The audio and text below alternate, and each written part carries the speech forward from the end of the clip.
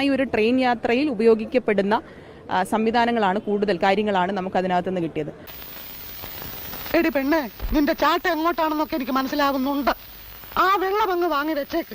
നട്ടപ്പാതിര പട്ടാപ്പകലാണെന്ന് പറഞ്ഞു ഫലിപ്പിക്കാനുള്ള നിന്റെ ശേഷിയുണ്ടല്ലോ, സത്യത്തിൽ അതാണ് എന്നെ അട്രാക്ട് ചെയ്തത്. അപ്പോൾ നഗരസഭയുടെ ഇനിയുള്ള പരിശോധന എന്ന് പറഞ്ഞാൽ റെയിൽവേയുടെ മാലിന്യ സംസ്കരണം എങ്ങനെ നടത്തുന്നു എന്ന പരിശോധനയിലേക്ക് നഗരസഭ പോകാൻ വേണ്ടി തീരുമാനിച്ചിട്ടുണ്ട്. ഒരു മാറ്റവും ഇല്ലല്ലോ.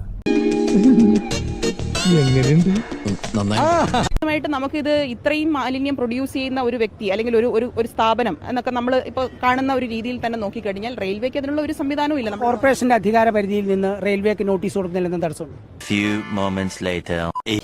റെയിൽവേയുടെ വേസ്റ്റ് ആണ്, റെയിൽവേക്ക് ഒരു വേസ്റ്റ് ഇല്ല. കാരണം വെച്ചാൽ ഇപ്പൊ പിറ്റ് ലൈൻസ് ഉണ്ടല്ലോ, അതായത് റെയിൽവേ ട്രെയിൻസ് ക്ലീൻ ചെയ്യുന്നൊക്കെ വെള്ളം ഞങ്ങൾ ആക്ച്വലി വേറൊരു ലൈൻ വഴി ഒരു വാട്ടർ റീസൈക്ലിംഗ് പ്ലാന്റിൽ പോയിട്ട് തിരിച്ച് ആ വെള്ളം ഞങ്ങൾ ഉപയോഗിക്കും. ഞങ്ങളത് അമേജിങ് തോന്നിൽ ഒഴിക്കുന്നേ ഇല്ല.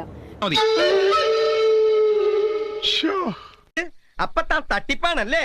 പിന്നെ ഞങ്ങൾക്ക് യാർഡാണെങ്കിലും ട്രെയിനകത്ത് വേസ്റ്റിനും സെപ്പറേറ്റ് കോൺട്രാക്ട് ഉണ്ട്. അത് ആ കോൺട്രാക്ടേഴ്സ് കളക്ട് ചെയ്തിട്ട് പുറത്താണ് കളയുന്നത്. ഇവിടെയല്ല ഞങ്ങൾ കളയുന്നത്. റെയിൽവേയുടെ സൈഡിൽ ഒരു വേസ്റ്റ് കൂടി വരുന്നില്ല. ഇവിടെ എന്തൊക്കെ ബഹളായിരുന്നു. ഞാൻ എന്നേ പറഞ്ഞില്ലേ ഇതൊക്കെ പറ്റിപ്പാണെന്ന്. ഇയാളെ ഇനി നമ്മൾ വിശ്വസിക്കൂല.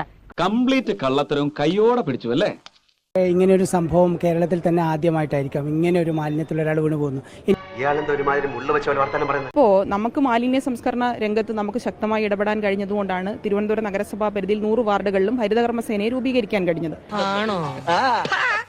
അല്ല, റെയിൽവേ എന്ന് പറയുന്നത് നമുക്കറിയാം, പലപ്പോഴും അവരൊരു ഉയർന്ന പദവിയിൽ അല്ലെങ്കിൽ പദവി അത് തന്നെ, പക്ഷെ കോർപ്പറേഷനകത്ത് പ്രവർത്തിക്കുന്ന ഒരു സ്ഥാപനം ആണല്ലോ സ്വാഭാവികമായിട്ട് തിരുവനന്തപുരം റെയിൽവേ സ്റ്റേഷൻ.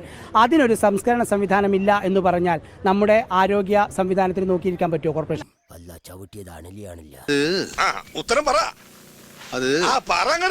നീ ഇപ്പൊ ചോദിച്ചതേ ഒരു ആദ്യം ഊള ആൻസറാ. നമ്മൾ നേരത്തെ തന്നെ ഇത് ബഹുമാന്യനായ നമ്മുടെ വട്ടിയൂർക്കാവ് MLA ശ്രീ VK പ്രശാന്ത്, അദ്ദേഹം മേയറായിരിക്കുമ്പോൾ ഇവിടെ സമാനമായി ഇവിടെ പരിശോധിക്കാൻ വന്ന കോർപ്പറേഷൻ ഉദ്യോഗസ്ഥർക്കെതിരെ കേസെടുത്തവരെ സംവിധാനങ്ങളുണ്ട്. നേരത്തെ ഞാൻ ഇന്നലെയൊക്കെ പറഞ്ഞു.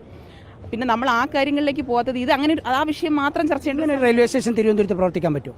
എന്റെ റബ്ബേ, നീ എന്നെ കുത്തുവാള എടുപ്പിക്കല്ലേ. ഞാൻ പോകുന്നു. Bye bye.